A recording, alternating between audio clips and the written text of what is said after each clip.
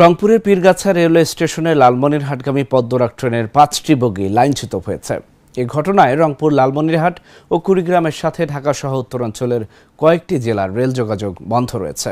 মঙ্গলবার দুপুর ১টার দিকে সান্তাহার থেকে ছেড়ে আসা লালমনিরহাটগামী পদ্মরাগ এক্সপ্রেস ট্রেনটি পীরগাছা স্টেশনে প্রবেশের সময় হঠাৎ ৫টি বগি লাইনচ্যুত হয়। এ সময় ট্রেনে থাকা যাত্রীরা আতঙ্কিত হয়ে পড়ে, তবে হতাহতের কোনো খবর পাওয়া যায়নি। পীরগাছা স্টেশন মাস্টার মোহাম্মদ ইউসুফ আলী জানান, দুর্ঘটনার কারণে রংপুর, লালমনিরহাট ও কুড়িগ্রামের সাথে ঢাকা, গাইবান্ধা ও বগুড়ার রেল যোগাযোগ বন্ধ রয়েছে। এতে ভোগান্তিতে পড়েছেন যাত্রীরা। লাইনচ্যুত বগি উদ্ধারের কাজ শেষ না হওয়া পর্যন্ত উত্তরাঞ্চলের কয়েক জেলার সাথে ঢাকার রেল যোগাযোগ বন্ধ থাকবে বলেও জানিয়েছেন কর্তৃপক্ষ।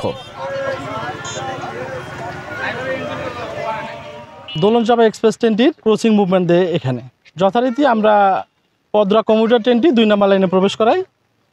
এরপর ১ নম্বর লাইন করে পয়েন্ট সেট করে ১ নম্বর লাইনে আমরা দোলনচাঁপা এক্সপ্রেস ট্রেনটিকে প্রবেশ করাই। দোলনচাঁপা এক্সপ্রেস ট্রেনটি ১ নম্বর লাইন দিয়ে যথারীতি সান্তাহার অভিমুখে ছেড়ে যায়। পদ্মরাগ কমিউটার ট্রেনটি ২ নম্বর লাইন থেকে আমরা যখন ১ নম্বর লাইনে প্রবেশ করবো পয়েন্ট সেট করার পর, এমতো অবস্থায় আমাদের পয়েন্ট পার হয়ে ইঞ্জিন এবং ২টা কোচ যথারীতি পার হয়ে যায়। ৩য় নাম্বার কোচ থেকে পরপর ৫টা কোচ ডিরেল হয়ে ওখানেই পড়ে যায়।